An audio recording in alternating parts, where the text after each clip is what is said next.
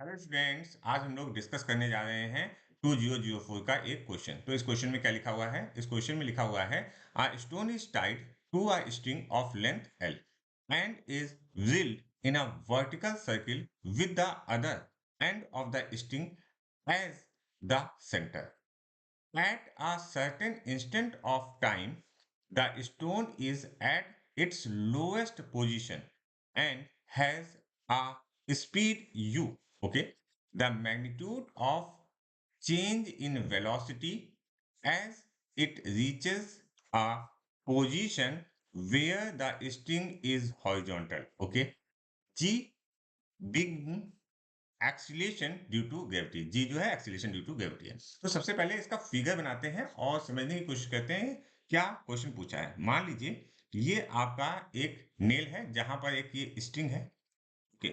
और इस स्ट्रिंग पर एक स्टोन बंधा हुआ है। इस स्ट्रिंग की लेंथ हमको कितनी दी गई है? एल गिवन है।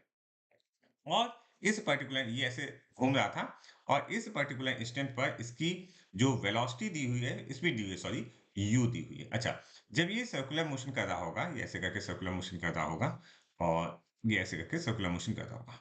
अब क्या होगा, एक पोजीशन आएगी जब ये स्ट्रिंग जो होगी ये हॉरिजॉन्टल हो जाएगी, ये वाली कंडीशन। ओके।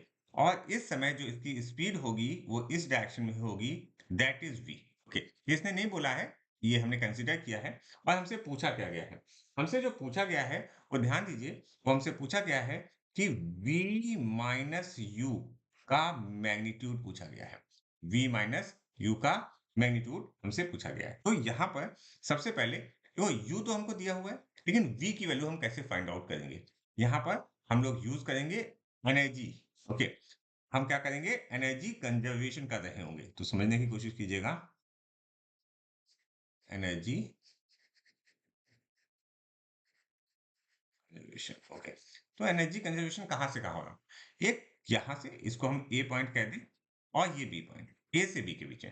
तो ए पर अगर हम इसको रेफरेंस मान लें तो इसके पास केवल और केवल क्या होगी? Kinetic energy. और वो काइनेटिक एनर्जी होगी 1/2 मास एम मैंने मारा हुआ है इस स्टोन का, 1/2 M U square is equal to, यहां पर काइनेटिक एनर्जी क्या है?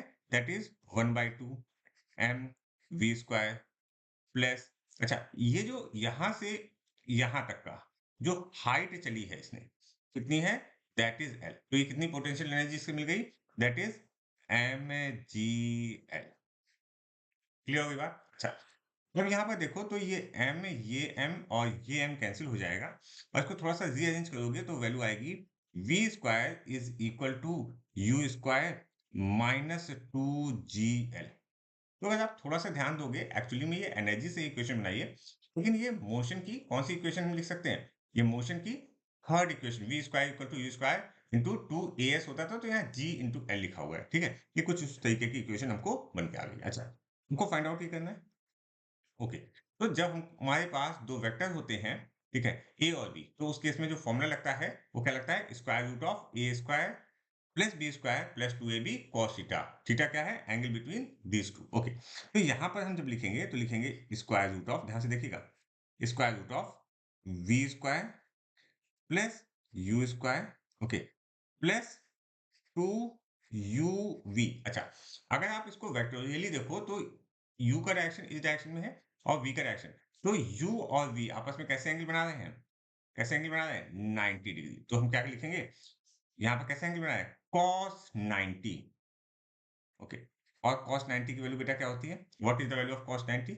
cos 90 की वैल्यू जो होगी दैट इज 0, मतलब ये वाला टर्म 0 होगा। तो अगर हम इसको सॉल्व करने की कोशिश करेंगे तो देखो, वी स्क्वायर की वैल्यू यहां से ले लेते हैं। वी स्क्वायर की वैल्यू हम कहां से लेते हैं? इस वाली इक्वेशन से। तो हम लिखेंगे स्क्वायर रूट ऑफ, ठीक है, you square minus 2gl plus U square. और जब आप इसको सॉल्व करोगे तो वैल्यू हमारी क्या आनी चाहिए? देखो, ये यू स्क्वायर और यू स्क्वायर क्या हो जाएगा? 2 हो जाएगा। तो स्क्वायर रूट ऑफ 2 आप बाहर ले लो, in bracket u square minus g l. ठीक है, तो ये एक बहुत अच्छा क्वेश्चन है। तो अगर आप इसका ऑप्शन मैच कराने की कोशिश करोगे तो जो हमारा ऑप्शन आएगा that is option 2 is correct for this question.